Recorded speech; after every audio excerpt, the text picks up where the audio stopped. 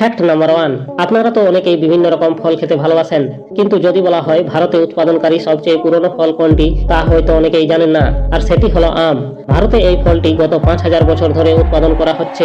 Fact number 2, ভারতের বিভিন্ন তীর্থস্থলের মধ্যে একটি অন্যতম তীর্থস্থল হল অন্ধ্রপ্রদেশে অবস্থিত তিরুপতি ভেঙ্কটেশ্বর মন্দির, যেটি ভারতের সব থেকে ধনী মন্দির।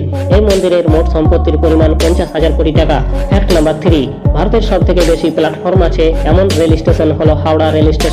এই স্টেশনে মোট প্ল্যাটফর্মের সংখ্যা হলো 23। ফ্যাক্ট নাম্বার 4, খেলাধুলার মাধ্যমে তো অনেকেই বিশ্ব রেকর্ড করেছেন, কিন্তু ভারতের রাম সিং চৌহান তার লম্বা মুচ রেখে গিনিস বুক অফ ওয়ার্ল্ড রেকর্ডসে নিজের নাম নথিভুক্ত করেছেন।